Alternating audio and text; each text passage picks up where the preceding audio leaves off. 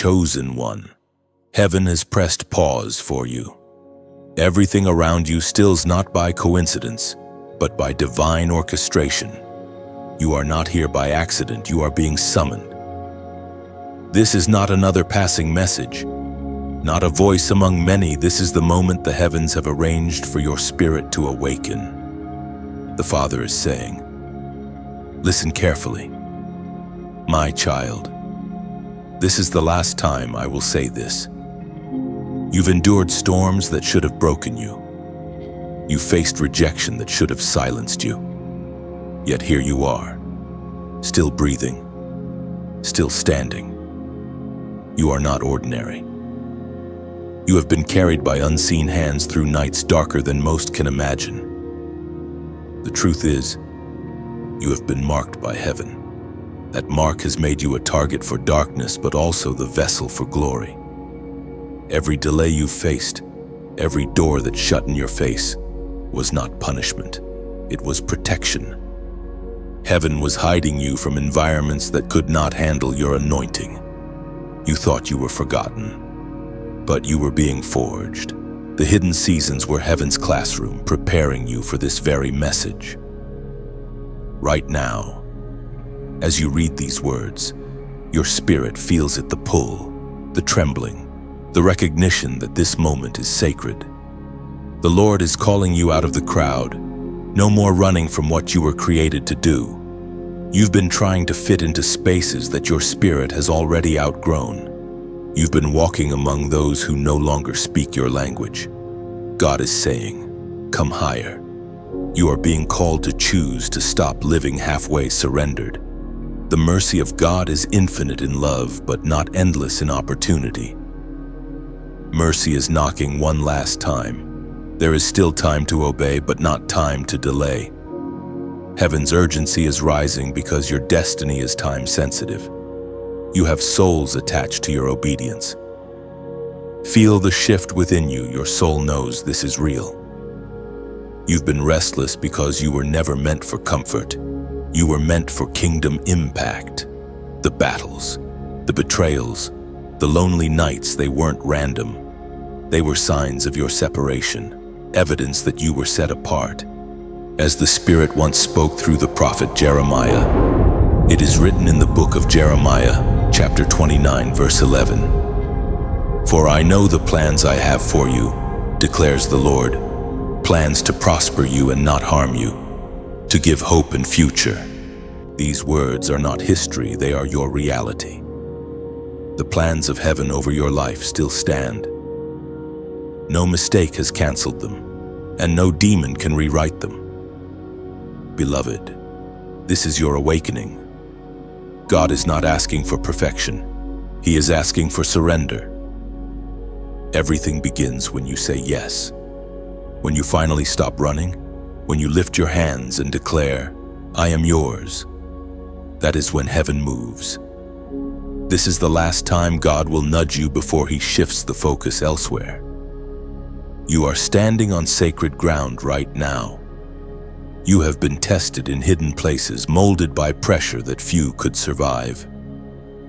Every unanswered prayer, every quiet night of confusion, was a refining fire preparing your spirit to carry something greater. Heaven never wastes pain. The wounds you thought disqualified you are becoming proof that grace has been at work.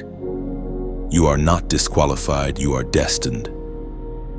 Every scar now carries divine evidence that God's hand has never left you. The Spirit of the Lord says, rise from your ashes.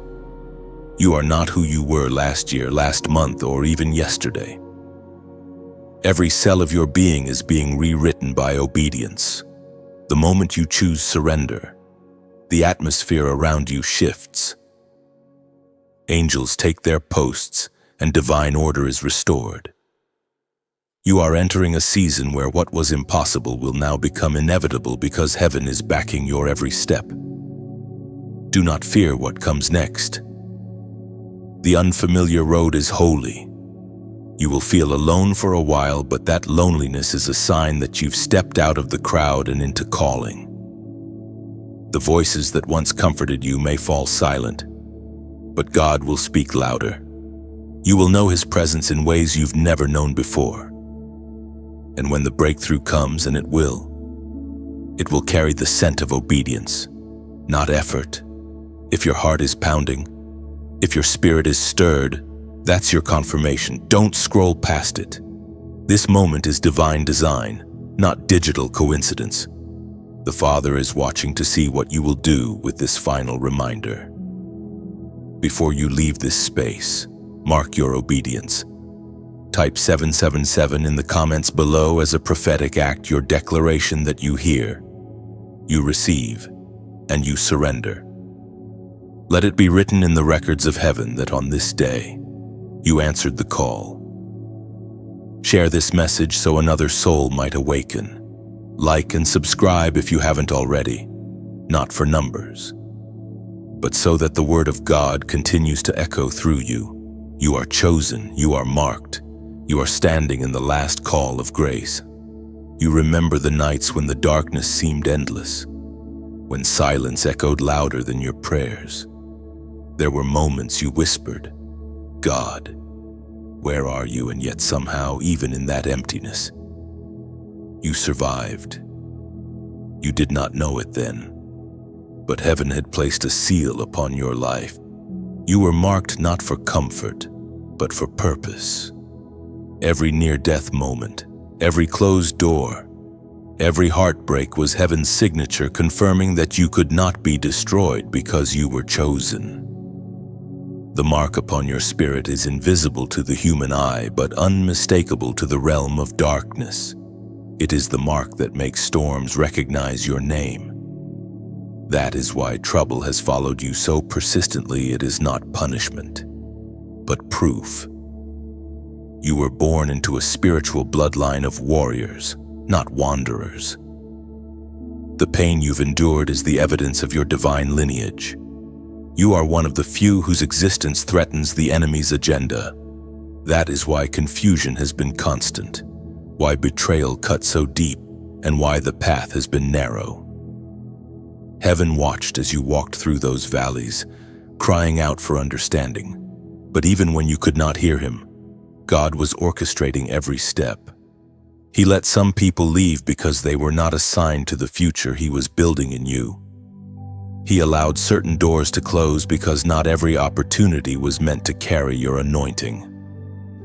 What looked like rejection was simply redirection. The path of the marked is always misunderstood because destiny looks like disaster until revelation comes. You are awakening to realize that being chosen means being set apart. It is not a title of ease, but a covenant of endurance. God never promised the absence of warfare. He promised victory within it. When He called you, He wrapped His word around your life like armor. That word became your preservation, your unseen protection in every season where you felt unguarded. You are here now because that word has not failed. As the apostle reminds us in his letter to the Corinthians, it is written in the book of 2 Corinthians chapter 4, verse 8. We are hard-pressed on every side, but not crushed, perplexed, but not in despair. These words are not history. They are a mirror of your reality. You have been pressed by life, but not destroyed. You have been shaken, but your foundation still stands. That resilience is divine evidence that heaven has not left you. Every scar you carry now glows with prophecy. You have been through enough to destroy 10 ordinary people, and yet you stand stronger, wiser, quieter, and more discerning. You have learned to smile while bleeding, to worship while waiting, to believe even when everything around you screams otherwise.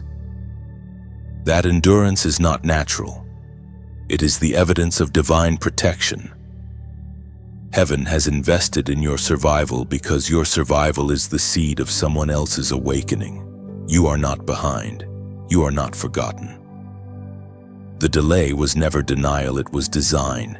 The seasons that seemed wasted were actually wombs forming the next version of you. You are not being punished, you are being positioned. Every unanswered question, every lost friendship, Every tear shed in silence has been building the character required to sustain the promise that is approaching. The Lord was never distant, He was deliberate. Now, as your understanding expands, you begin to see how every fragment fits. The near misses, the disappointments, the heartbreaks, they were all rehearsals for glory. The same God who kept you breathing in pain is the God now preparing to reveal why the pain existed. Nothing was wasted. You can feel heaven's gaze upon you again. It is not the gaze of judgment, but of pride, the kind a father has when his child finally understands. You are realizing that you were never fighting to be accepted. You were learning to recognize your own royal bloodline. The storms that tried to drown you only baptized you deeper into your calling. The mark of heaven carries a fragrance. It draws divine opportunities, but it also exposes counterfeits. From this point forward, you will notice that your spirit no longer tolerates what once entertained it. You will lose taste for small talk, for shallow pursuits, for meaningless approval. You will crave stillness, depth, and truth.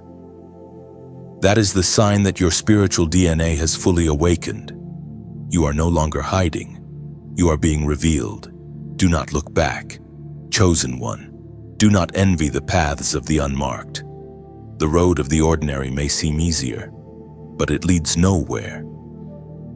The narrow path you walk is paved with glory. Your name is known in the halls of heaven because you carry an assignment that only you can complete. The mark of heaven is permanent. You cannot erase it, outrun it, or hide it.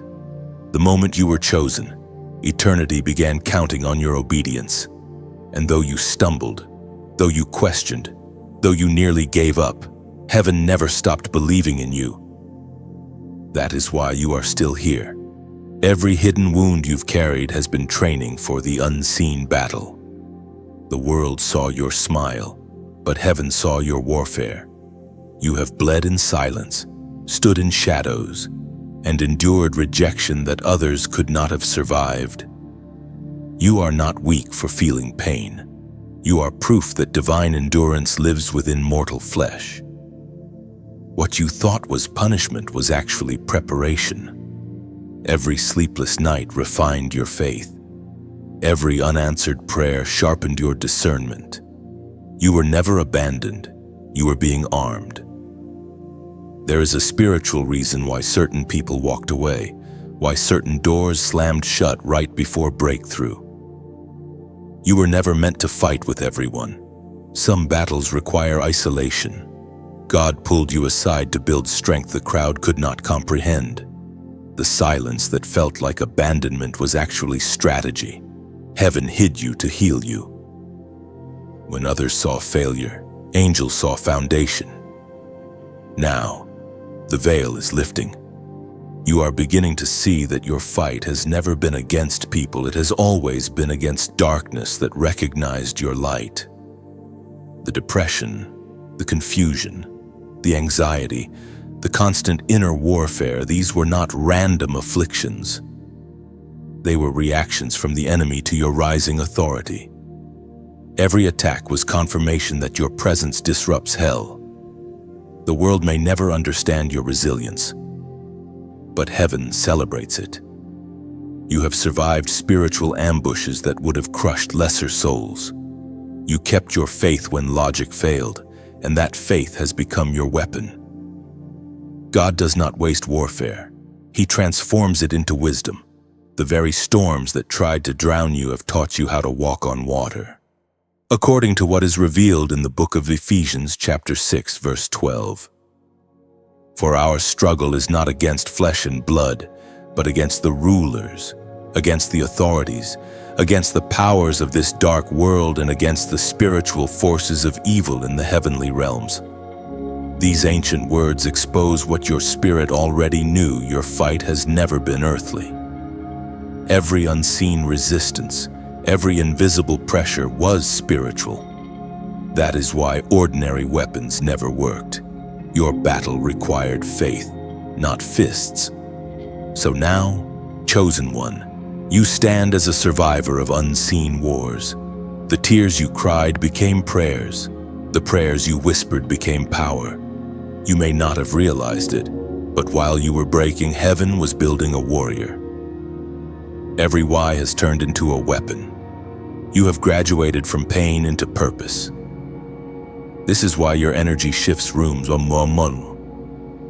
It's why people sense something sacred around you.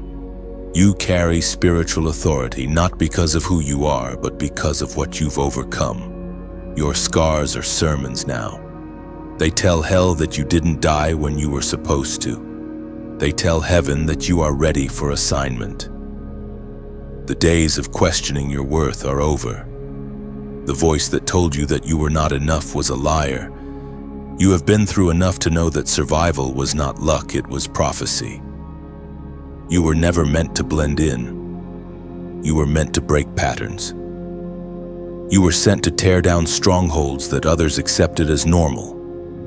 And now that you've seen the truth, you cannot unsee it. Your pain was never wasted. Every betrayal trained you to trust God alone. Every rejection protected your purpose. Every delay purified your motives. Heaven never allowed you to be comfortable because comfort kills calling. The pain made you pure, and the purity made you powerful. That is the exchange of the chosen, If these words stir your spirit, it's because your inner warrior recognizes the sound of truth. This is your reminder that you are not broken, you are becoming. You are stepping into a season where your tears will testify, your endurance will inspire, and your faith will ignite others. The same battles that once terrified you will now bow before your authority. Now pause. Breathe. Let this truth sink in. You didn't survive by accident, you were sustained on purpose. Heaven has been waiting for you to realize how powerful you truly are when you walk in obedience. Your story is not a tragedy, it's a prophecy being fulfilled. Right now, declare your awareness. Type "I hear you." Let that be your prophetic echo into the atmosphere, a statement that says, I am no longer asleep. I recognize my calling, I accept my training, and I will not run from my anointing. This is not just a comment, it is a covenant. When you write those words, you are sealing your agreement with heaven's assignment over your life. Stand tall, chosen one. You carry the authority of the risen Christ in your voice. You have survived hell's agenda, and now heaven's glory rests on you. The war that tried to end you has become the testimony that will launch you. Lift your head. Wipe your tears, because the same God who carried you through the valley is now preparing to crown you on the mountain. The world around you continues to move as though nothing divine is happening. But inside, something eternal stirs. You feel a tension between what was and what is about to be.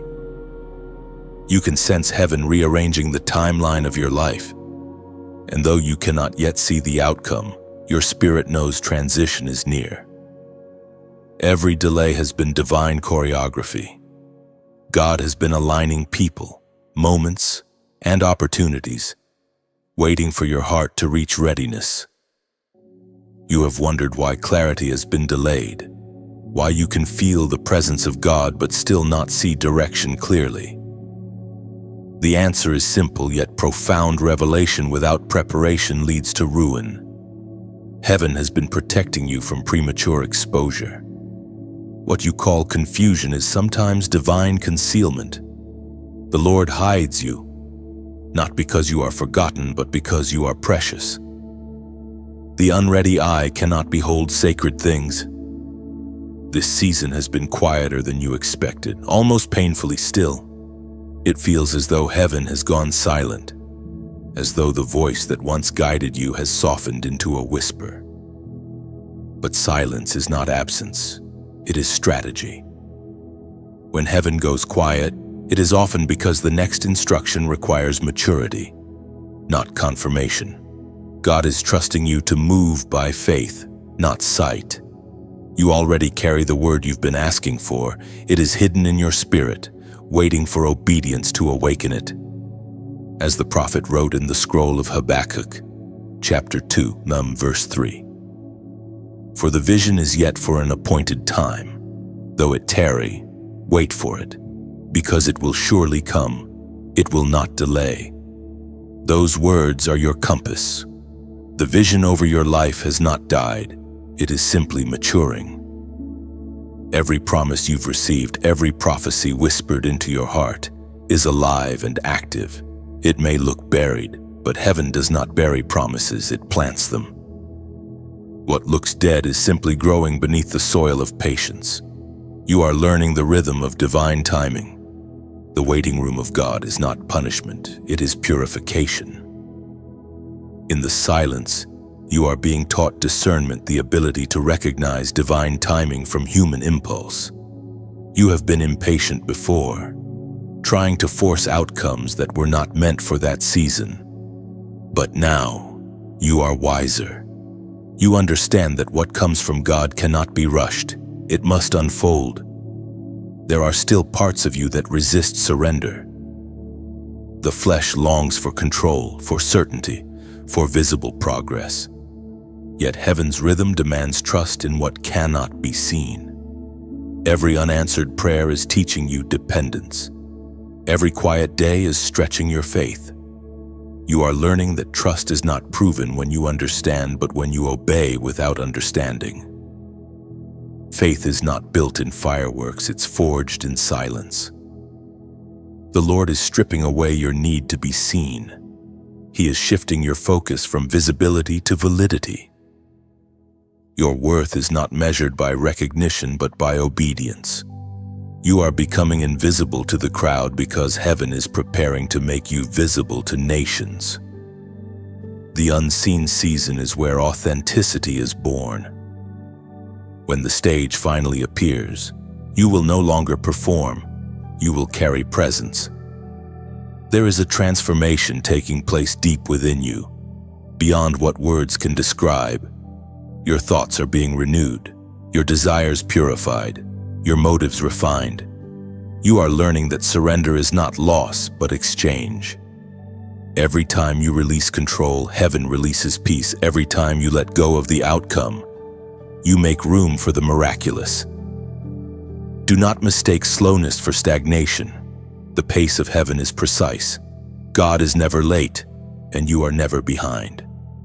The process you're in now is essential. It is shaping the version of you that can sustain glory without pride, blessing without bondage. If you were to step into the promise before this refinement, it would crush you. But after this season, it will crown you. You are learning to breathe differently, to inhale faith and exhale fear, to wake up each day and say, I may not see it yet, but I know it's working. The spirit within you is whispering, be still, trust the unfolding. The same God who began your story is faithful to finish it. Every delay is divine editing, removing what would have sabotaged your purpose. Chosen one, this stillness will not last forever. There will come a day when everything hidden will suddenly make sense. The doors will open without effort. The connections will align, and you will realize that heaven was never late. It was perfect. When that moment comes, you will look back at this season of silence and thank God for not giving you what you wanted too soon. You can feel it now, the stirring beneath your ribs, the trembling of something sacred preparing to break open. This is the awakening of the warrior within you. The same hands that once trembled in fear are now trembling with power. You are no longer a bystander in your own story. Heaven has called your name in the roll call of destiny. The old self, the one bound by hesitation and self-doubt, is fading like mist at sunrise. Something new is rising from the ashes. You are being transformed from the inside out. What once frightened you now fuels you. The pain that made you cry now becomes the passion that propels you. You are no longer waiting for rescue, you are the rescue.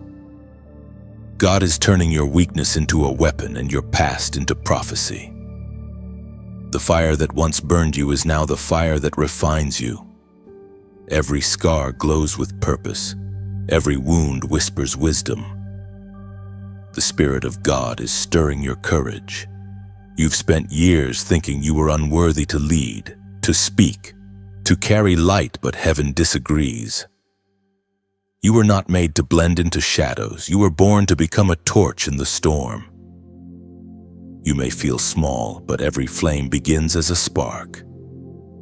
The enemy has tried to extinguish you because he fears what happens when you burn without apology. The voice of God is calling you to rise.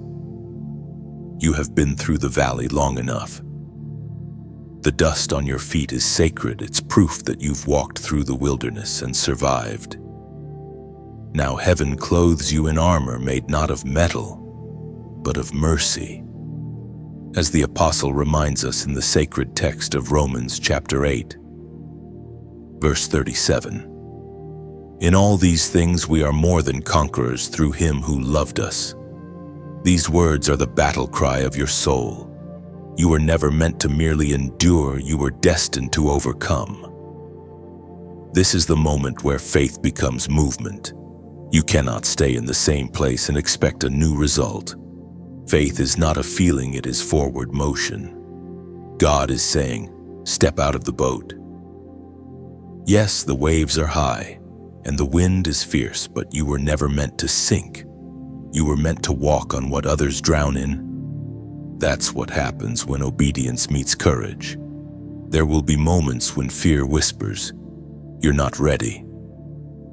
But remember, lions don't wait to feel brave before they roar. You don't need to have all the answers, you just need to take the next step. The kingdom advances through small acts of faith that echo louder than fear. Even the smallest obedience can shift entire generations.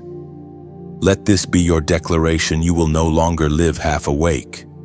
You will no longer apologize for your light. You will not shrink so others can stay comfortable in their shadows. You have been commissioned to shine, not to blend. You carry the fragrance of heaven. And when you walk into rooms, darkness panics because it recognizes divine presence. You may not realize it, but your obedience feeds others. When you stand tall, others find strength. When you share truth, hearts are healed. You are not just a listener, you are a vessel of revival. That's why this message matters. When you help it move forward, you're not just sharing content, you're spreading light. So if this word is igniting something in you, if it feels like fire in your bones, then let that fire move. Support this flow of light in whatever way you can. Like this message, so the algorithms of this world cannot bury divine truth. Share it with someone who has forgotten their strength. Subscribe so you stay connected to the stream of prophecy and renewal that heaven keeps releasing. And if you feel led, plant a seed. Donate not as payment, but as participation. Every offering becomes oil on the flame. It fuels the continuation of messages that awaken souls like yours.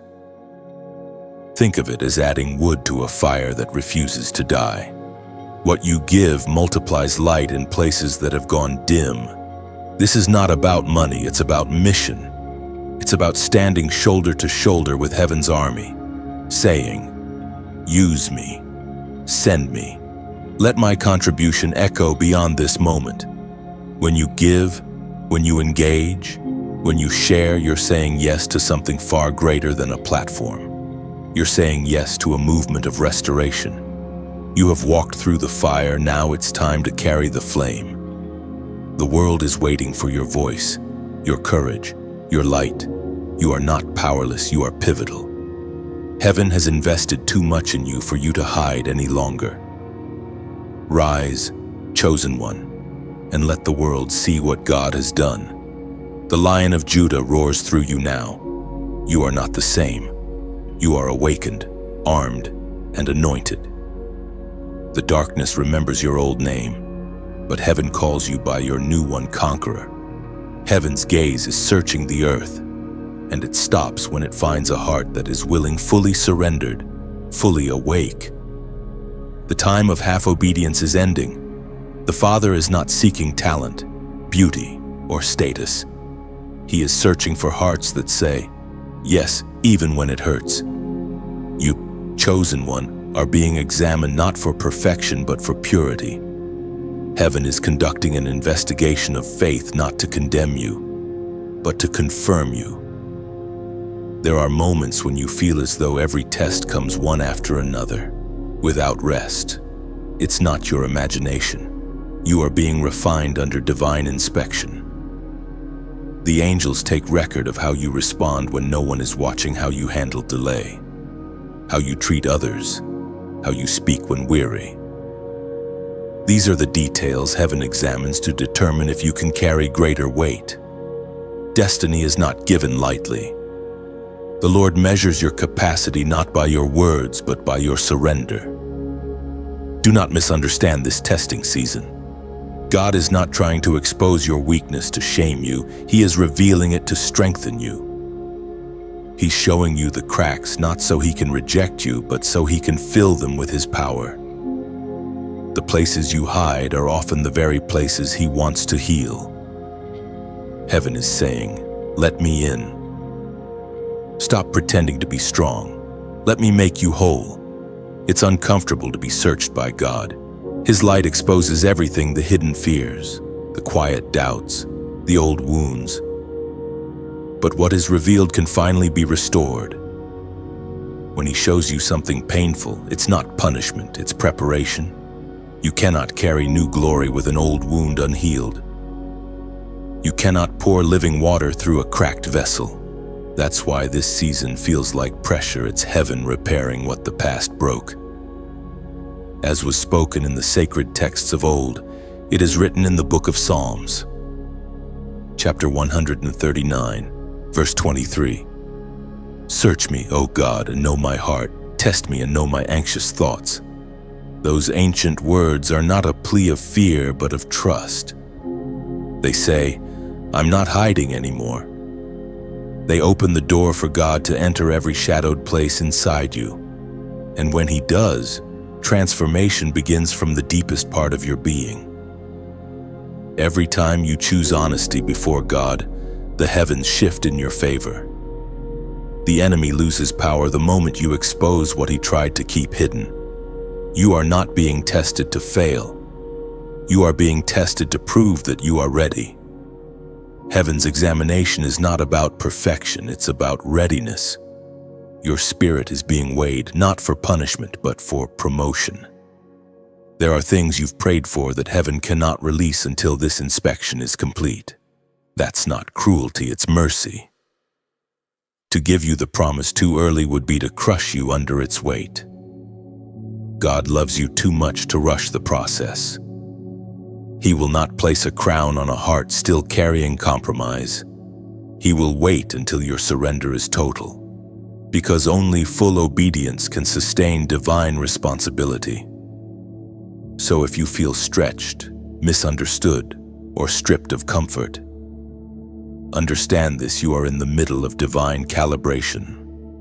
Heaven is fine-tuning your heart to the frequency of obedience. You are learning to hear not only God's words, but His tone, to recognize not just His commands, but His heartbeat. That sensitivity is what separates the called from the chosen. Chosen one, you are passing through the fire, but it is not consuming you, it is cleansing you. The inspection is nearing completion.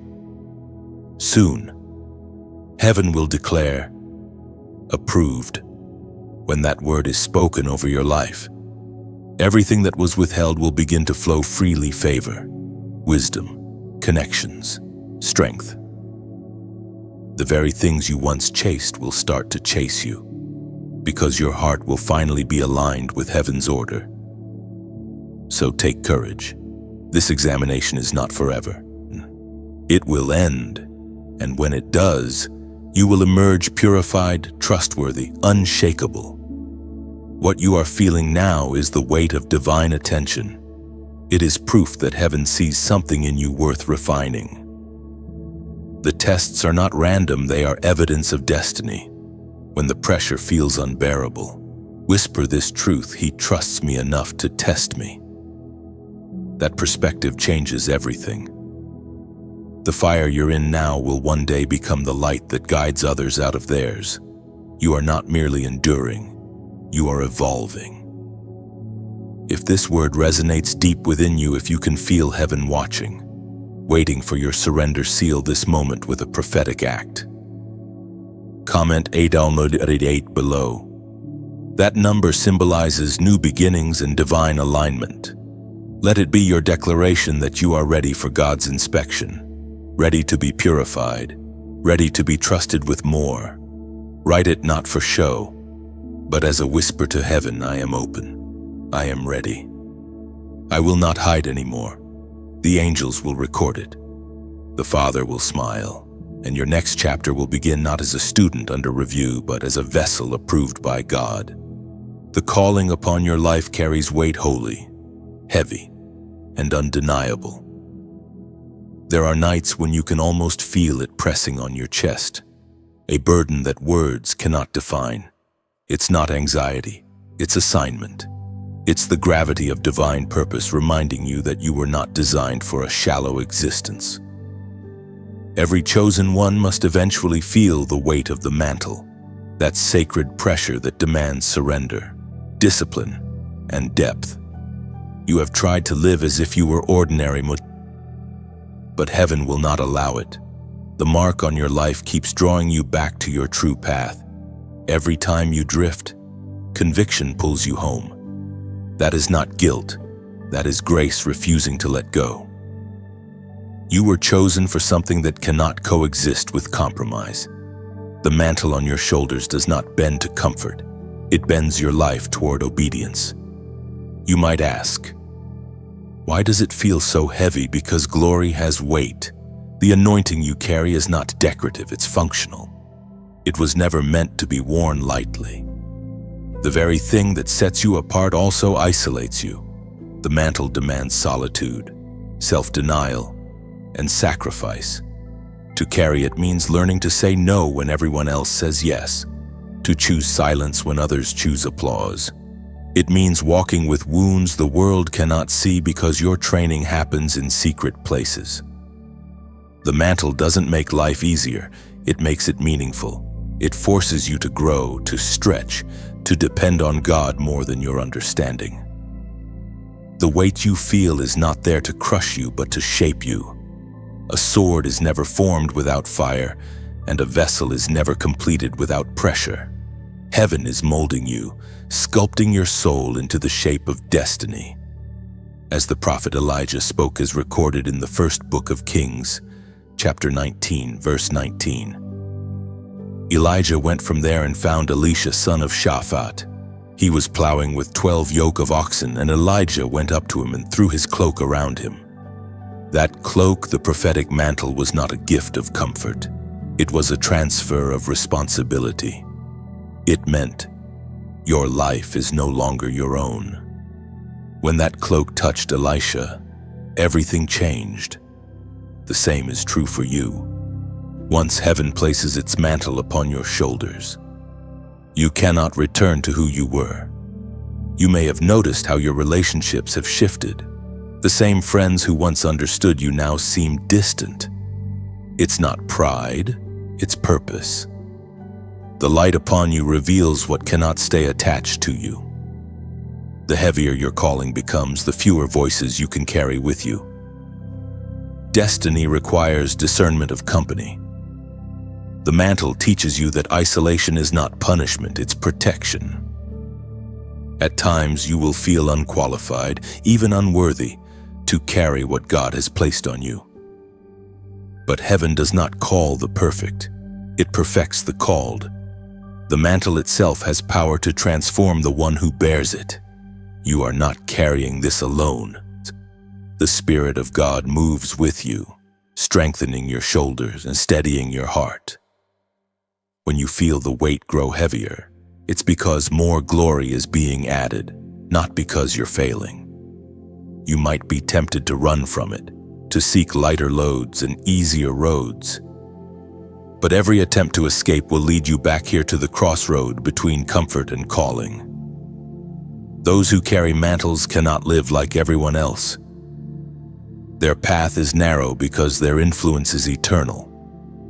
Your obedience will not just change your life, it will shift generations after you. Every great purpose begins with surrender. Every true leader was first a servant. The mantle is not about status, it's about service. You carry it not to be admired, but to intercede, not to be celebrated, but to cover others in prayer, to bring light where there was only shadow. To bear the mantle means to carry heaven's heartbeat into the chaos of earth. You will cry under its weight. Yes, you will doubt your capacity. There will be nights when you whisper, "Lord, I can't do this anymore." And yet, each time you reach that breaking point, new strength rises from within. The weight that felt unbearable becomes the very proof that grace is alive in you. The mantle trains you to depend on God for every breath, every decision, every word you speak. Soon, what feels like burden will become belonging. You will stop resenting the weight and start revering it. You will understand that it is not a curse, but a crown in disguise.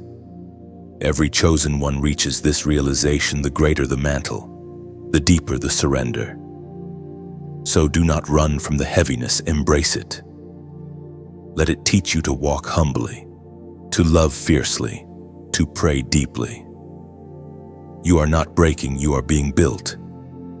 Heaven trusts you with this responsibility because it sees strength in you that you cannot yet see in yourself. Carry the mantle, chosen one. Let it rest upon your shoulders with reverence. One day you will pass it to another, just as Elijah did to Elisha, and they will rise because you carried it faithfully. And when that day comes, heaven will whisper, "Well done, faithful one. You carried my weight with grace." The air feels different now, doesn't it? You can sense that you've reached a crossroads, a sacred place where heaven stands still and waits for your decision. You have walked through fire, carried the weight of the mantle, and survived storms that should have silenced you. But now, the question before you is not, can you endure? It is, will you obey? The difference between the called and the chosen has always been obedience. This moment is not about emotion, it's about decision. You have heard the voice of God before, gentle, guiding, persistent. But this time, it sounds different. There is authority in it, a firmness that says the season of hesitation is ending. Heaven is asking you to move. The time for wondering, doubting, analyzing, and delaying is over. What once was grace to wait is now an invitation to act. You are standing between promise and rebellion. One path leads to fulfillment, the other to regret. The mercy of God stands on one side, the silence of heaven on the other. The Father has given you choice because love demands freedom. But choice always carries consequence. Every delay writes on eternity. Every not yet echoes louder than you imagine. This is not to terrify you, but to awaken you. Heaven does not threaten, it warns with love.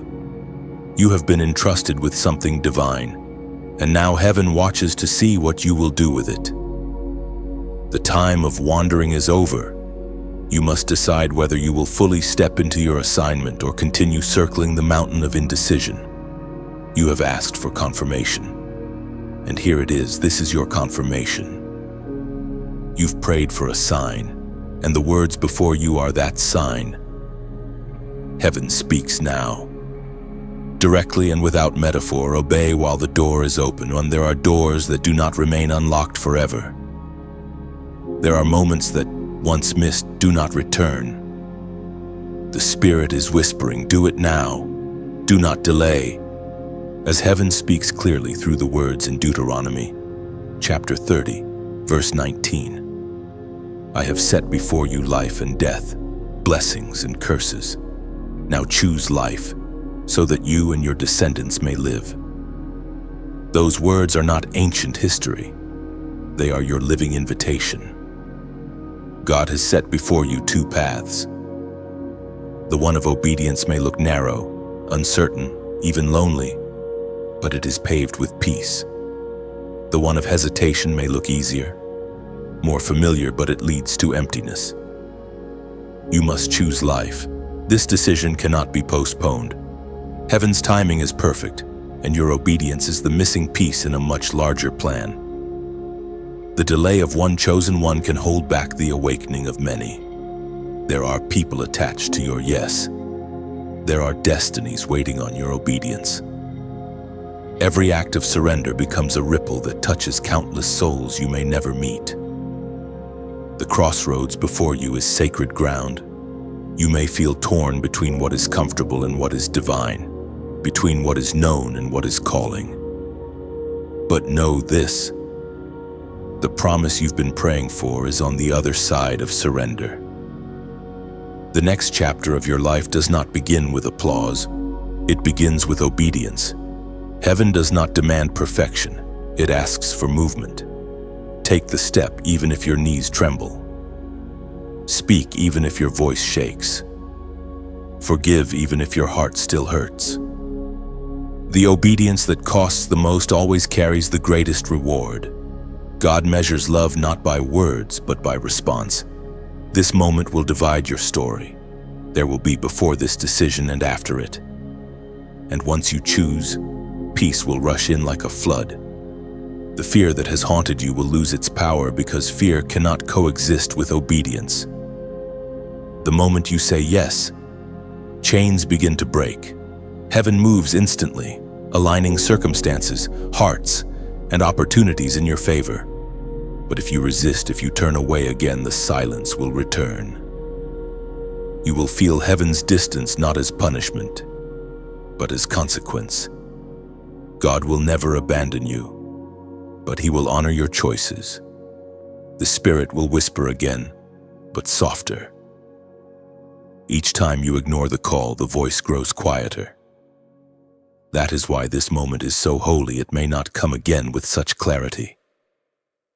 You are not standing here by accident. Everything in your life, every test, every pain, every encounter has brought you to this point.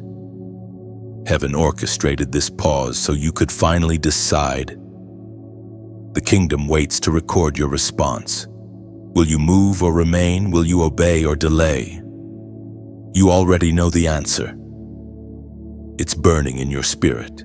You can feel it in the stillness of your heart. Heaven has called, and your name has been spoken in divine chambers. You are one decision away from a breakthrough that will rewrite everything. So breathe deeply, chosen one. Look at the crossroads before you. Heaven stands on tiptoe, watching for your answer. Choose life. Choose obedience. Choose destiny. Everything around you has begun to shake. It feels as though the very foundation beneath your feet is shifting, relationships changing, doors closing, emotions rising like tides you cannot predict. You have asked, why is everything falling apart? But the truth is, not everything is falling apart. Some things are falling into place. Heaven is shaking what cannot remain so that only what is eternal will stand. You are in the season between the tearing and the triumph. This is the shaking before the shift. What you built on human effort is collapsing, but what was built on faith is being fortified. Do not mistake the demolition for destruction, it's divine reordering. God is removing structures that cannot carry the next weight of glory. The old systems, old habits, and old mindsets are breaking because they cannot coexist with what is coming. This is why your emotions have been unpredictable. This is why things you used to rely on no longer work. The grace for old seasons has lifted. The Spirit is not punishing you. He's preparing you. The shaking is heaven's way of making room for a new foundation. You have prayed for transformation, but transformation always begins with disturbance. The Lord allows shaking not to scare you, but to separate you. Just as the farmer sifts wheat to remove what's impure, heaven is sifting your life. Every loss you're grieving may actually be a layer of dead weight being peeled away.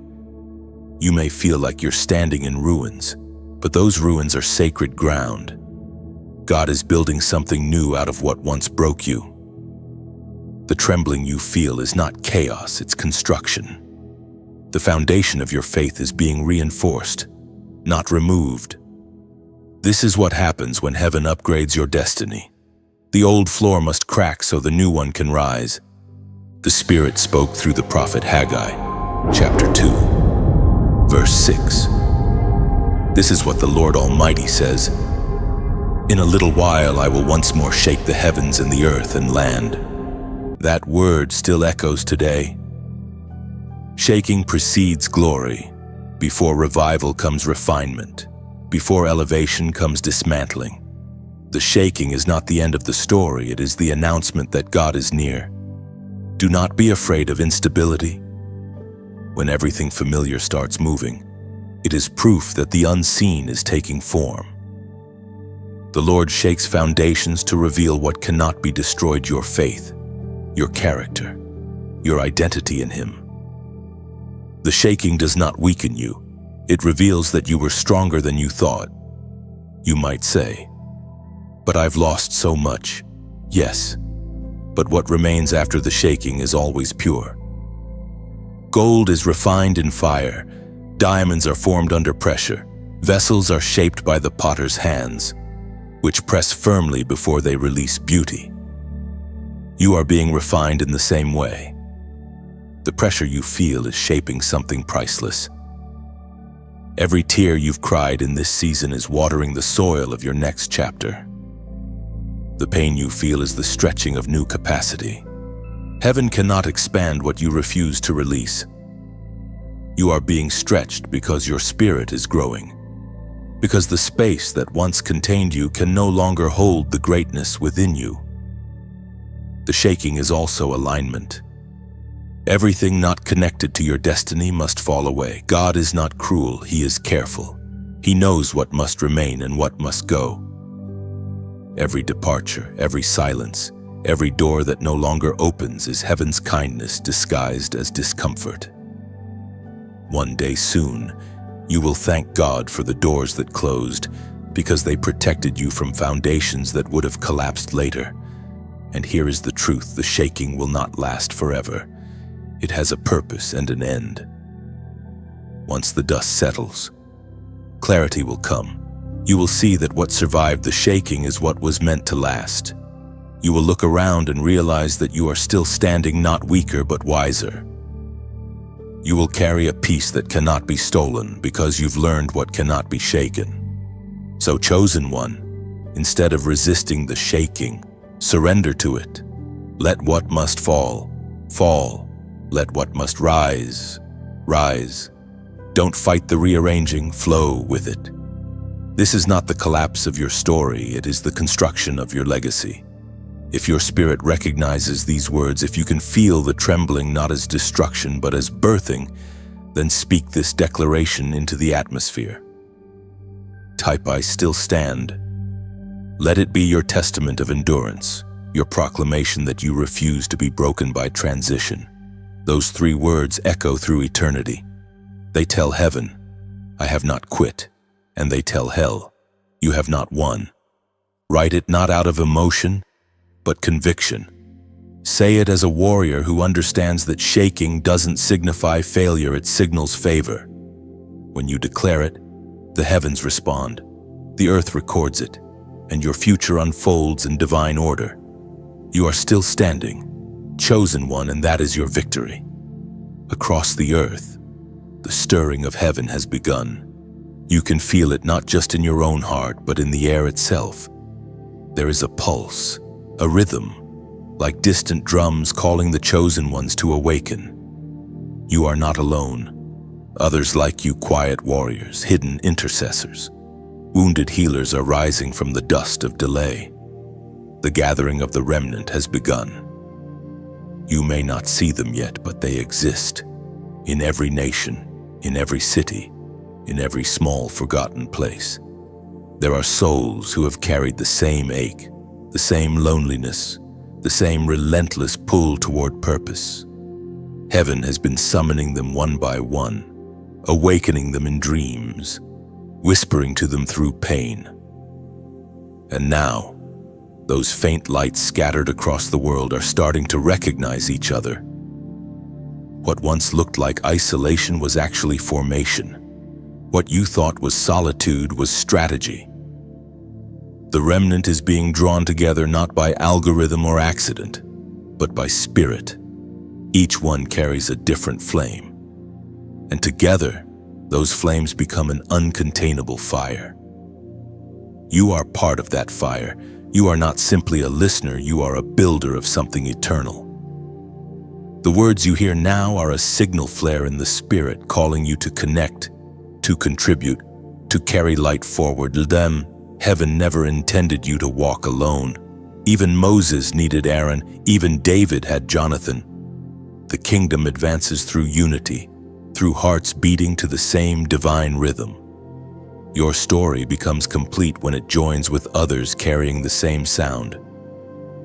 The remnant doesn't gather in palaces, it gathers in hearts that still burn for truth. The prophet Isaiah once spoke of this remnant, and his words still echo today. It is written in the book of Isaiah, chapter 10, verse 21. A remnant will return. A remnant of Jacob will return to the mighty God. That return has already begun.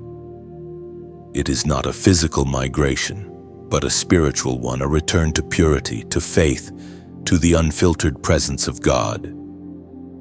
You are part of that return. You are the evidence that heaven's promises still stand.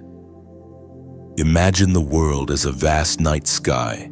Most of it is shadowed, silent, unaware. But scattered across that darkness are stars, bright, small, but persistent. Each one represents a soul like yours, burning against the black, alone. A star may seem insignificant, but together they form constellations that tell stories across generations. That is the remnant, scattered but connected, small but unstoppable. And just like stars, the light must keep shining. Light must travel to be seen. That is where your role becomes sacred. When you like, when you share, when you subscribe, when you give, you are not engaging with the screen, you are extending the light. Every action is a spark, carrying truth farther into the darkness. What seems digital is actually spiritual.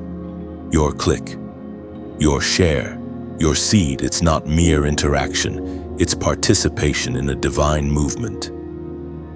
You are helping build altars of light across the earth. When you support this message, you are saying, I believe that light must travel farther. Your engagement becomes oil for the flame, ensuring that the fire does not fade. Perhaps you've wondered if small actions really matter. Let me assure you they do. A single candle can ignite 1,000 others without losing its own flame. When you give, when you share, you multiply light without losing your own. You become part of heaven's economy, where every act of generosity turns into grace for someone else. Think of this message as a lighthouse standing on the edge of the storm. Many are lost in waves of confusion, despair, and spiritual fatigue. Each like strengthens the beam. Each share sends that light farther into the sea of souls. Each donation adds another layer of oil to keep the flame burning through the darkest nights. You become part of the structure that holds the light high enough for others to find their way home. This is not about transaction, it's transformation. You are not paying for words. You are partnering with purpose. You are helping to keep the divine current flowing. The kingdom doesn't operate on applause, it operates on alignment. Every action you take from a place of sincerity becomes an act of worship. So, beloved one, if this message has stirred your spirit, act from that stirring, and like this word, if it resonates, share it so that another soul might awaken. Subscribe to stay connected with the remnant because isolation weakens light, but unity amplifies it. And if you feel led, sow a seed. Your giving is not loss, it's legacy. What you plant today becomes light tomorrow. The remnant is rising, and you are part of its heartbeat. Together, we are rebuilding what religion broke, reigniting what apathy dimmed, restoring what fear destroyed. The flame is in your hands now.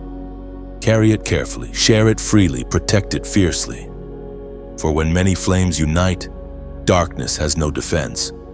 There is a whisper that visits you in quiet moments, a voice that questions everything you've been promised. It speaks not as a shout, but as a shadow, soft and subtle, weaving doubt through your thoughts. That voice is the accuser, the same one that tried to steal faith from prophets, kings, and disciples. He cannot touch your destiny, so he tries to convince you to abandon it. His weapon is deception, his goal is discouragement.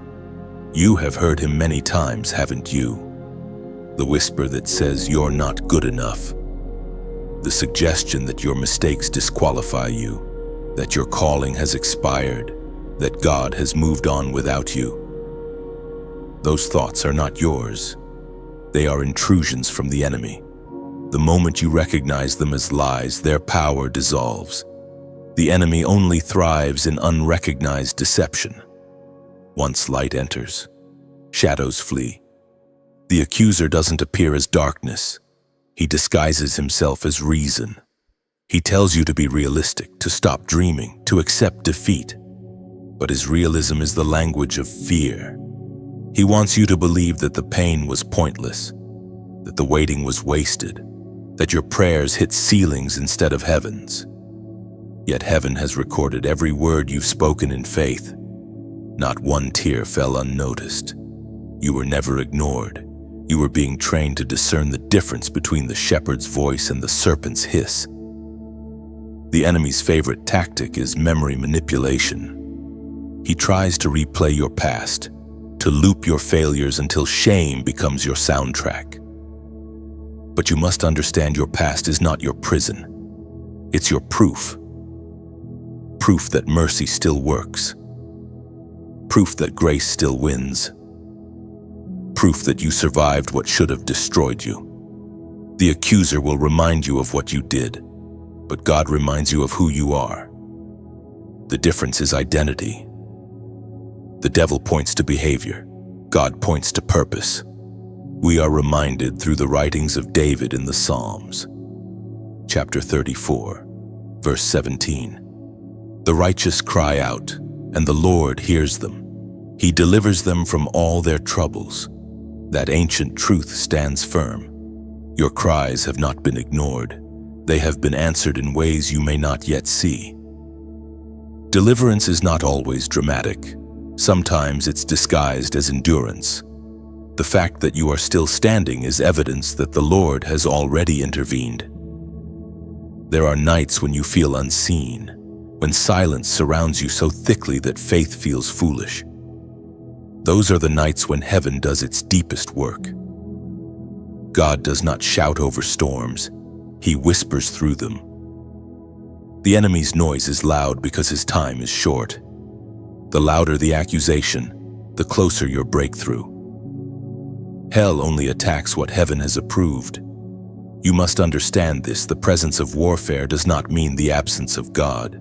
It often signals the opposite, that God is near, that something sacred is about to manifest. The resistance you feel is proof of your relevance. The enemy wouldn't fight you if you weren't a threat. The attacks confirm your assignment. So do not run from the battlefield of the mind. Learn to fight differently. Your weapon is not argument, but awareness. When thoughts of fear, failure, or condemnation come, identify them quickly and replace them with truth. The sword of the Spirit is sharper than every whisper of the accuser. Speak what is written. Speak what is true. Remind yourself that grace didn't end where your sin began. It began where your sin ended. You will notice, as you grow stronger, that the voice of accusation grows quieter. The same lies that once haunted you will lose their sting. You will begin to walk with confidence, not arrogance, but holy assurance. You will know who you are not because of what you've achieved, but because of what Christ has declared over you. You are righteous not because of performance, but because of presence. The accuser will keep trying, but you will no longer believe him. His words will bounce off the armor of your renewed mind. You will stop apologizing for being chosen, and you will stop doubting what God has already decided. The power of accusation will dissolve under the light of identity. The Lord is raising a generation that can no longer be manipulated by guilt. He is teaching you to live from grace, not for it, to fight from victory, not for it. You are learning to rest even while the battle rages, to trust even when you don't understand. The accuser's voice fades in the presence of worship because worship reminds him of what he lost and who you belong to. You are not disqualified. You are defended. Every time the enemy tries to accuse, the blood of the Lamb speaks louder, paid in full. You are not standing in shame. You are standing in redemption. The courtroom of heaven has already ruled in your favor. The verdict is grace. So walk forward without fear. Silence the whispers by remembering the word. The enemy may remind you of your past, but heaven remembers your purpose. And that is what defines you forever. Time feels different now. It's as if the air itself is counting down softly, steadily toward a moment you can't quite see. You sense it deep inside. The window of mercy is narrowing. Heaven has been patient, calling again and again, whispering through messages, moments, and even your own thoughts. Yet there comes a time when mercy must hand the pen to judgment, and grace must give way to consequence. This is that threshold. You can feel the weight of it in your spirit. The conviction that stirs you now is not ordinary guilt, it is divine invitation. God's mercy is not weakness, it is His final act of love before silence. Conviction is proof that heaven is still reaching for you. But conviction ignored becomes distance, and distance becomes blindness. That is why this moment matters so much. For too long, humanity has mistaken delay for disinterest. People think that because judgment has not come, it never will. Yet heaven's patience is not absence, it is opportunity. God waits not because He forgets, but because He hopes. He is giving time for repentance, time for alignment, time for awakening. But the hourglass of grace continues to pour, and every grain of sand carries a warning: do not wait too long. You, chosen one, stand in the tension between mercy and completion. The Lord's voice still calls your name, but His tone has changed. It carries urgency now, a holy finality. He is not calling you to fear, but to focus. You have seen signs already: relationships shifting, dreams stirring, restlessness that no distraction can numb. These are not coincidences, they are divine alarms ringing through your soul. The Spirit spoke through the Apostle Peter. It is written in the second letter of Peter, chapter 3, verse 9. The Lord is not slow in keeping His promise, as some understand slowness. Instead, He is patient with you, not wanting anyone to perish, but everyone to come to repentance.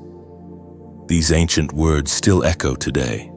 They reveal God's heart. He delays not to punish, but to protect. His slowness is salvation. But patience is not permanence. It is a door that eventually closes. This message does not come to frighten you, but to free you. You are being reminded that the voice you feel tugging at your heart will not call forever. There is a point when heaven's silence becomes the answer to prolonged disobedience, and silence is far more terrifying than correction. For where there is correction, there is still care, but in silence, there is only consequence. God is not angry with you. He is pleading with you. He has seen every tear, heard every prayer, endured every doubt you've spoken in secret. And still he reaches out, offering mercy once more. But this time, the offering comes with a final warning: do not harden your heart again. The hand of mercy extends before the flood. The ark door remains open, but not forever. This is not a coincidence. You are reading this at the exact moment heaven knew you would. Everything in your life has led here. You have been spared for this purpose: to hear, to decide, to return.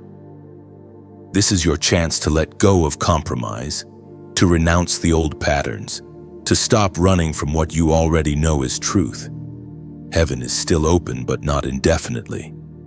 Feel that tug in your chest, that tightening, that trembling that is the Spirit stirring you. He is saying, now, not later. Not when it's convenient. Not when you feel ready. Now. The longer you delay, the dimmer the voice becomes. But the moment you say yes, the light returns. Every dark corner of your soul becomes illuminated by mercy. The distance collapses instantly, and the Father's arms wrap around you once again. This is what mercy looks like. It's not soft. It's not sentimental. It's fierce, urgent, alive. It will chase you until your final breath, but it will not cross a boundary you refuse to open. The choice remains yours. Heaven cannot force surrender. It can only invite it. If you can feel these words burning in your spirit, it means heaven is still speaking. Don't ignore it this time. Let this be the moment your life shifts forever.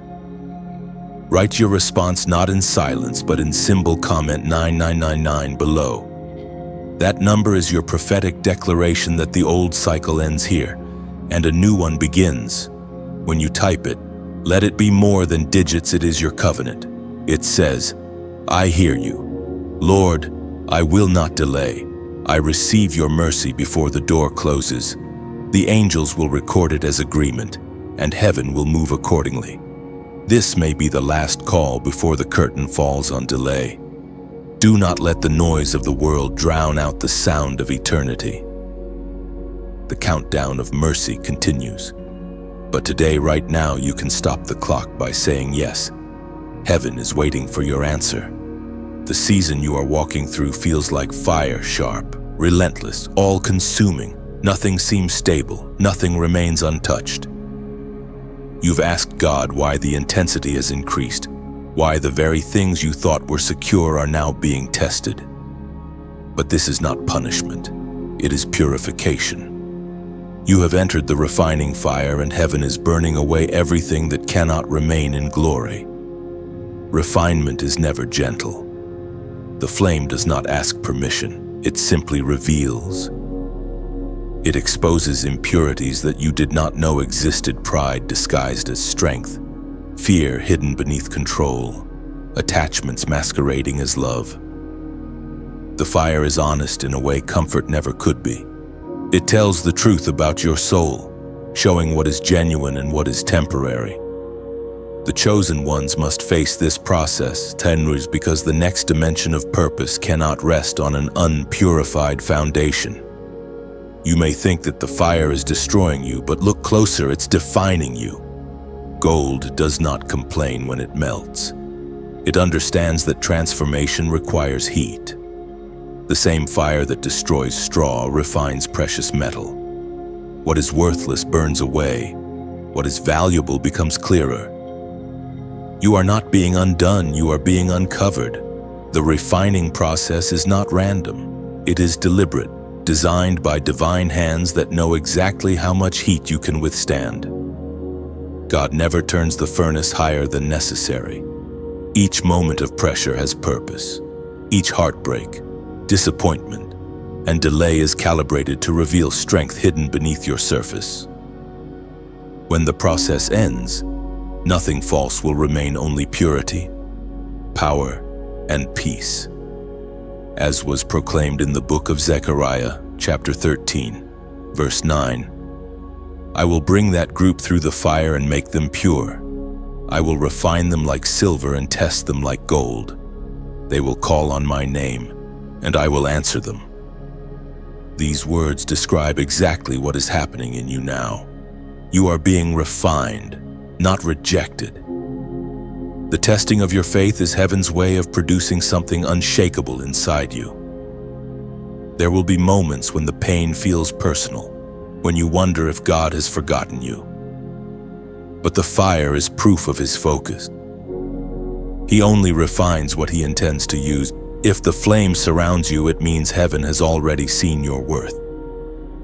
The enemy brings affliction to destroy. God allows affliction to develop. Every trial that touches you has passed through his permission. That means it carries purpose, even when it carries pain. You are learning to worship differently now. In the fire, worship becomes raw, no performance, no pretension, just truth. You begin to see God not as a distant ruler, but as a refiner standing close, watching carefully, never leaving the furnace unattended. He knows the exact moment to remove the vessel. When the shine is right, when the strength is set, he does not leave you in the flame a second too long. In these fiery seasons, your prayers change. You stop asking only for rescue and start asking for revelation. You begin to understand that deliverance without development is dangerous. You stop saying, "God, take this away," and start saying, "God, use this to make me more like you." That's when transformation accelerates, when surrender replaces complaint. The refining fire also changes your vision. It teaches you to see through pain instead of around it. You begin to recognize purpose in the ashes, meaning in the loss, beauty in the breaking. The people who survive the fire do not emerge bitter, they emerge radiant. Their eyes carry light that only suffering can produce, the kind that cannot be faked or fabricated. That light terrifies darkness because it is born of truth. And once you pass through this stage, you will find yourself lighter. The things that once burdened you, fear, resentment, insecurity, will have burned away. You will walk freer, speak purer, love deeper. The fire that once hurt you will become your testimony. Proof that God can turn agony into authority. You are not who you were before this season began. The fire has rewritten your spiritual DNA. It has burned away the need to please, the fear of rejection, the addiction to control. You have become something the enemy cannot manipulate, a soul surrendered, unbreakable, illuminated from within. When you emerge fully from this refining, you will not need to announce it. People will see it. They will sense the purity in your presence, the peace in your words, the glow in your eyes. You won't have to explain what you've been through. Your very existence will testify. Remember this: the fire is temporary, but the transformation is eternal. The same flames that once caused you to weep will one day cause you to worship. You will look back and say, "It was worth it," because the God who called you into the fire will also call you out of it brighter, stronger, and more beautiful than before. So endure, chosen one. The refining is nearly complete. The heat is a sign that glory is close. When the fire subsides, you will rise not as the same vessel who entered, but as the masterpiece heaven always intended you to be. You've felt the shift, haven't you? The way your dreams have grown louder while the noise of the world has grown faint. The refining fire has done its work, and now something new is awakening in you. The veil between the natural and the divine has thinned, and suddenly you begin to sense that heaven is near, not in theory, but in reality. The air around you carries weight. Moments feel charged. This is the stage where revelation begins to bloom. After every wilderness, there comes a visitation. It's not always thunder or lightning. Sometimes it's a whisper that rearranges everything inside you. Sometimes it's a dream so vivid that it lingers long after you wake. Sometimes it's a stillness so profound that you can hear your own spirit respond to heaven's voice. Revelation doesn't always come in volume, it comes in precision. And right now, heaven is speaking with precision to you. The prophetic realm is not strange to those who are chosen, it is their native language. You are beginning to hear differently, see differently, discern differently. The coincidences that others dismiss, you recognize as communication. The numbers, the dreams, the sudden clarity in moments of prayer, none of it is random. It is the language of the Spirit, guiding you into deeper awareness. But revelation carries responsibility. What heaven shows you is not for curiosity, it's for commission. You are being entrusted with divine intelligence, insight that must be handled with humility. The prophetic is not a toy, it's a torch. It's meant to illuminate, not to impress. The Father reveals his secrets not to the proud, but to the surrendered. That is why he waited until now, until your heart was purified by fire, before releasing this next level of revelation. As the Apostle reminds us in his letter to the Corinthians, it is written in the first book of Corinthians, chapter 2, verse 9, "What no eye has seen, what no ear has heard, and what no human mind has conceived, the things God has prepared for those who love him." These words are the description of your current moment. You are standing on the edge of unseen things, about to witness what human reason cannot predict. When the prophetic awakens within you, ordinary life begins to feel supernatural. You will walk into a room and sense the spiritual atmosphere instantly. You will meet someone and discern their pain before they speak. You will dream of events before they unfold. It's not madness, it's maturity. You are not losing your mind. You are gaining spiritual vision. However, with sight comes stewardship. You must learn when to speak and when to stay silent, when to share revelation and when to treasure it. Prophetic wisdom is not just knowing what God says, but knowing when and how to deliver it. Many lose their way because they mistake revelation for validation. The power you carry is not for pride, it's for service. There will be times when what you see is heavy.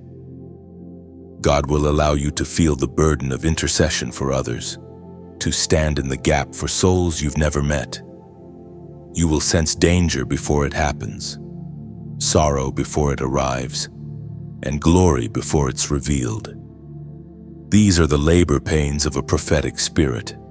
You are not being tormented, you are being entrusted. Heaven is giving you access to things that can shift destinies if handled with reverence. Do not fear the supernatural realm that is opening before you. The same Spirit who reveals also protects. The light of discernment will keep you safe as long as you remain rooted in humility. The prophetic is not about spectacle. It's about alignment. You are aligning heaven's intention with earthly reality.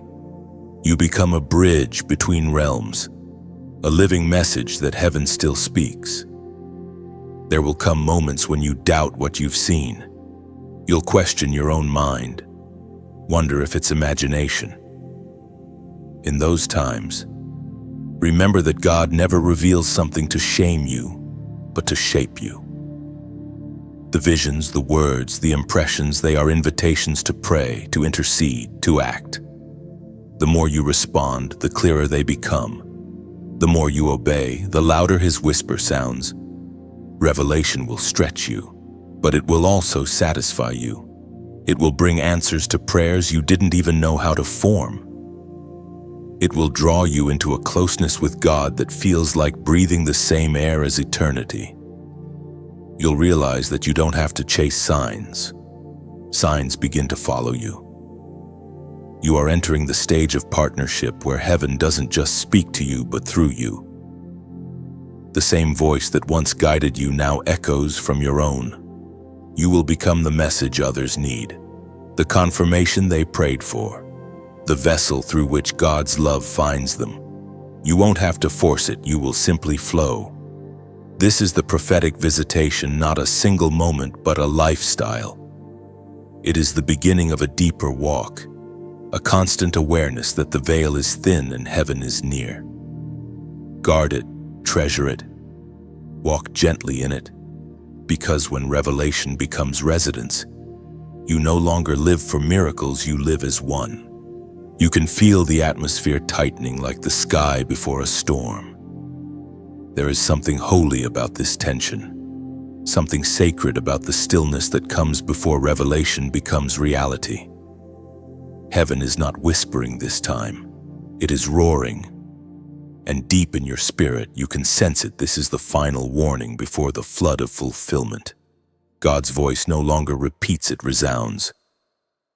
The season of gentle nudges has passed. Now comes divine declaration. The Lord is saying, "My child, I have spoken softly. I have waited patiently. I have sent signs, words, confirmations, and still, some have delayed. But now the hour has come. This moment is not designed to terrify you. It is designed to awaken you. You stand at the edge of eternity's instruction. The door of grace still stands open, but the hinges are beginning to creak. There's a stirring in heaven like the drawing of a final breath before release. Mercy has stretched itself thin and the Spirit moves now with urgency. You can almost hear the echo of ancient prophets crying again across time, calling for repentance, for readiness, for return. This is not the time to drift, to doubt, or to hide. This is the time to decide. The voice of God thunders not in anger, but in sorrow. The sorrow of a father who has given everything, yet watches his children linger on the edge of disobedience.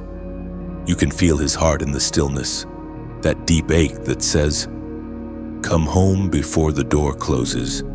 Heaven is not seeking perfection, it's seeking response. The voice of God thunders not in anger, but in sorrow, the sorrow of a father who has given everything, yet watches his children linger on the edge of disobedience. You can feel his heart in the stillness, that deep ache that says, "Come home before the door closes." Heaven is not seeking perfection, it's seeking response. The ancient words recorded in the book of Hebrews still echo with warning. Chapter 3, verse 15. Today, if you hear his voice, do not harden your hearts. It is not a suggestion, it is an urgency. When God says today, he means now. The decisions you make in this moment will ripple into forever. Beloved, this message is not just for hearing, it's for heeding. The world is filled with distractions, voices that seduce you into spiritual sleep, comforts that dull conviction. But the voice of truth cuts through the noise, calling your name in the dark. This may be the last time you hear it this clearly. Every word here is a lifeline thrown into the floodwaters of apathy. And while you stand in this sacred pause, know this: heaven counts your response not in words, but in action. This is where faith steps beyond feeling. It's not enough to simply nod or agree. You must move. You must become the echo of the message you've received. If this message has stirred something within you, if you feel the pulse of heaven in your chest, don't let it fade. Let it move you not just spiritually, but tangibly. When you like this word, you're not just reacting. You're saying, "I agree with heaven's truth." When you share it, you become a messenger yourself, carrying the same fire that found you. Each share is like dropping a torch into another person's darkness. When you subscribe, you're not following a voice, you're joining a movement. You're anchoring yourself in a stream of revelation that keeps your spirit aligned.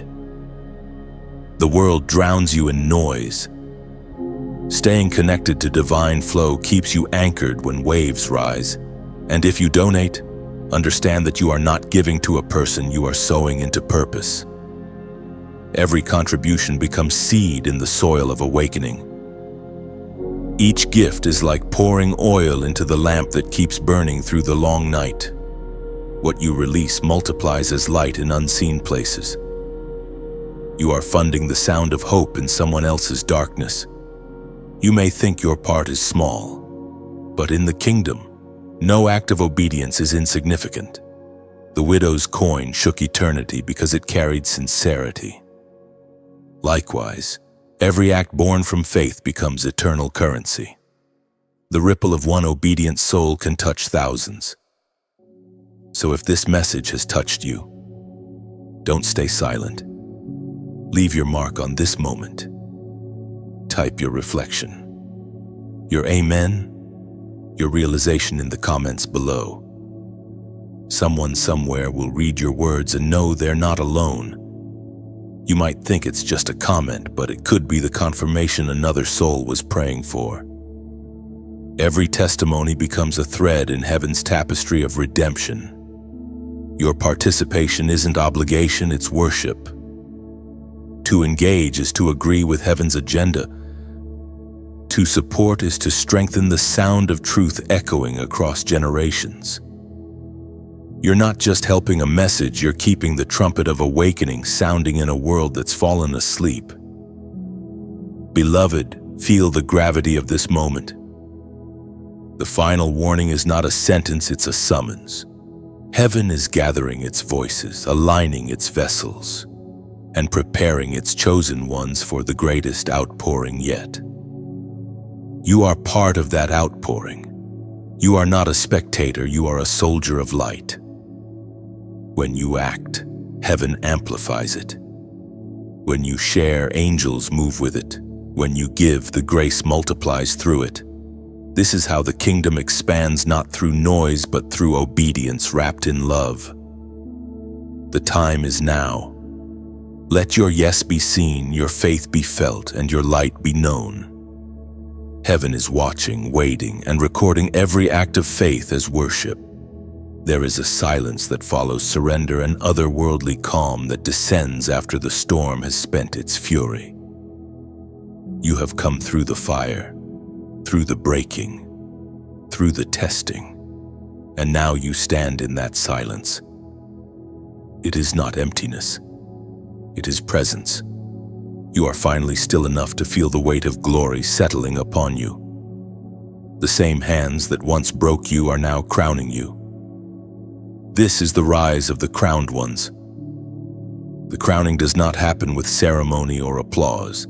It happens in the unseen. It is not placed on your head by men but by angels. You may not feel a physical crown, but heaven feels the shift the moment when obedience matures into authority. You have passed through stages of crushing, and now the oil of anointing flows from what was once pain.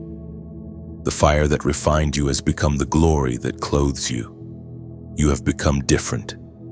The same situations that once triggered fear now awaken faith.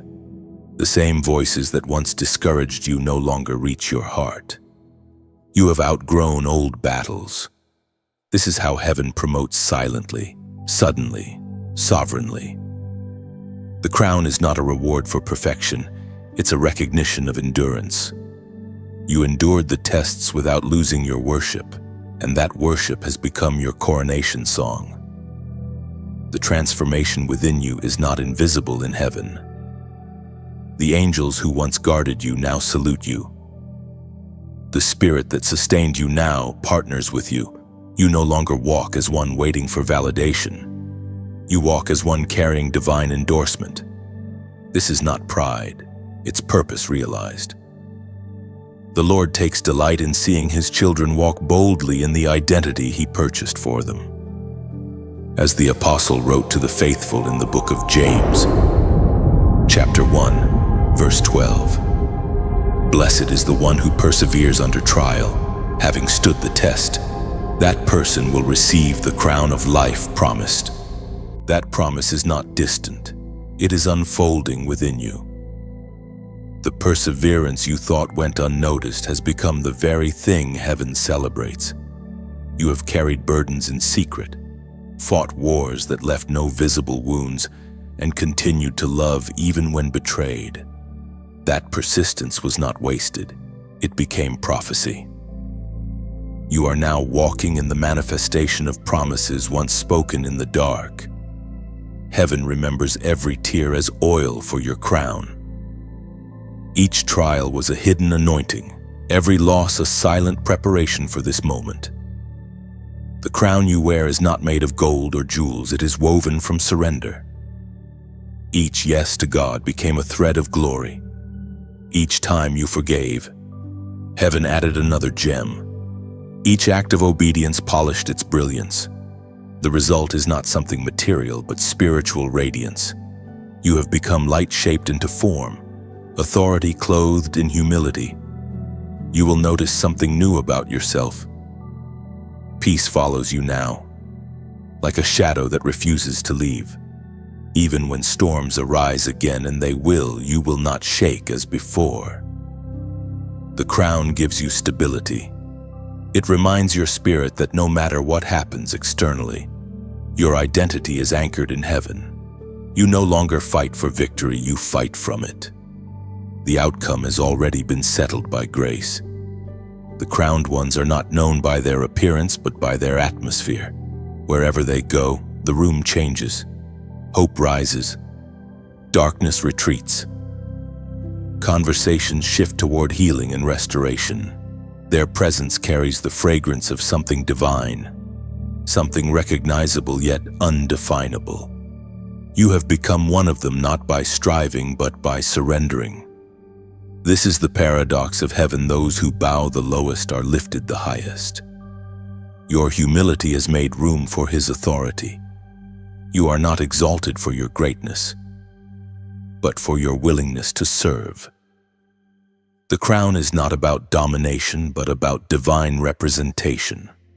You wear it not to rule over others, but to reveal the King through you. The Lord has placed you among the remnant of the crown, those who lead without title, who influence without fame, who love without limits. Your words carry weight now because they are birthed in truth. Your prayers pierce darkness because they are fueled by compassion. Your steps carry destiny because they are guided by grace. The time of hiding is over. The mantle and the crown now work together, the authority of calling joined with the beauty of character. You are not who you were even a season ago. Heaven has reintroduced you to yourself. You are the living testimony that endurance produces glory, so walk with your head lifted, not in arrogance, but in awareness. You have been crowned for a reason. The light that rests upon you is not for display, it's for direction. You are to lead others out of their ashes just as you were led from yours. You carry the blueprint of restoration, and every step you take releases hope into the earth. The crowned ones are rising across the nations, silent yet strong, humble yet radiant. And as you take your place among them, the world will begin to see the reflection of heaven again through you. You can feel it, the completion, the calm after the storm, the hush that falls when heaven has finished its work. This is the sealing. Everything that has been spoken, every trial endured, every whisper obeyed now converges into one divine moment. You are not who you were when this began.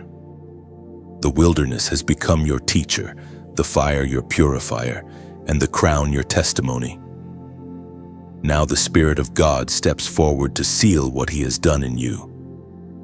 Sealing is not ceremony, it is covenant. When God seals something, it can no longer be undone by man, demon, or doubt. The seal of heaven is invisible yet undeniable. It marks you as untouchable property of the King. The same hands that once shaped you now press the seal upon you, saying, "This one is mine." It is both identity and immunity. What is sealed by God cannot be stolen by the enemy. You may not feel different, but heaven does. Every spiritual realm recognizes when a chosen one has been sealed. Angels adjust their formation around you. Darkness loses legal access. You carry now an authority that doesn't need announcement. It's felt, it's sensed. You are no longer moving from survival, you are moving from sending. You have become a vessel of divine commission. This sealing marks the end of striving and the beginning of flow. Where once you wrestled for clarity, now you walk in confidence. Where once you feared failure, now you carry faith. You have transitioned from being shaped by fire to being used as flame. The oil of obedience that was produced in private now fuels your public purpose. You are a letter written by the Spirit, sent into a world that has forgotten how to listen. As the apostle declares in the second letter to the Corinthians, chapter 1 on verse 22, he has set his seal of ownership on us and put his Spirit in our hearts as a deposit, guaranteeing what is to come. That verse is the heartbeat of your current moment. You are sealed not for safety, but for service. The Spirit within you is both signature and guarantee, a promise that what God began will continue until completion. Look back for a moment, not to dwell, but to recognize. Every tear that once fell into darkness has become a jewel in your crown. Every disappointment that once felt like loss has turned into divine redirection. Every unanswered question has found its quiet answer in the presence of peace. The journey was never about arrival, it was about transformation. Heaven's goal was not to make you comfortable, but to make you complete. And now, completeness has come. You stand as proof that grace not only saves, it shapes. You are evidence that what is surrendered to God never returns the same. You have walked through tests that stripped you of pride, fires that purified your motives, and seasons that demanded silence so your spirit could finally hear. Every step was intentional, every delay was design. The sealing also brings stability. The winds will still blow, the storms will still rise, but they will no longer move you. You have roots now, deep ones that hold fast in any weather. You have learned to bend without breaking, to burn without being consumed. The seal is the sign that you have been built for endurance. You will not fall back into what you came from. The bridge to the past has been burned by glory. From this point on, your life becomes a letter of testimony. You no longer chase validation. Your existence itself preaches. When you walk into rooms, peace follows. When you speak, authority flows. When you remain silent, heaven still echoes through you. The seal of God has turned you into living prophecy. You may not carry a title, but you carry presence. You may not have an audience, but you have assignment. You have become the embodiment of restoration, a reminder that broken things can become beautiful again, that wounded souls can still shine, that what was once lost can be reborn. This is what it means to be sent. The sealing is also the sending. Heaven does not seal what it intends to store. It seals what it intends to send. The moment the mark of completion is pressed upon you, the Spirit releases you into the world not as a seeker, but as a messenger. Your voice will carry weight now because it is no longer your own. It belongs to the one who sent you. From this point forward, your life becomes a ripple in eternity. The words you speak will awaken sleepers. The kindness you show will heal wounds unseen. The prayers you whisper will shift atmospheres. You will not even realize how far your influence travels, because the seal ensures that everything you do bears eternal significance. And now, beloved chosen one, we have reached the end of this divine journey, the final page of a story heaven has been writing through you. You have walked through revelation, fire, testing, surrender, and sealing. But remember, endings in the kingdom are never conclusions, they are commissions. You stand now not as a listener, but as a living message, a carrier of light sent into the world. Heaven has poured much into you through these words: truth, correction, and courage. Don't let what you've received stay still. Let it move. Let it breathe.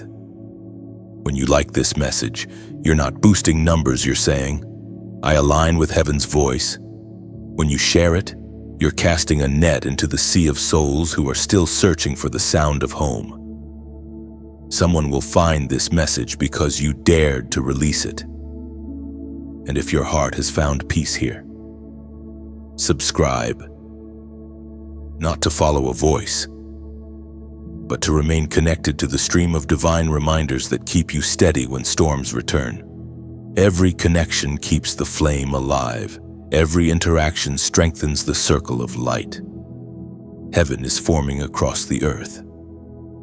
Before you leave this sacred space, pause and comment what this journey has awakened in you: a sentence, a revelation, a single word of truth. Your words matter. They echo through others who read them later, turning reflection into revival. You may not see the faces your comment will touch, but heaven does. You are part of something holy now, a movement of hearts awakening, one soul at a time. So share the light, spread the sound, carry the fire. Heaven is not finished with you, it has only just begun.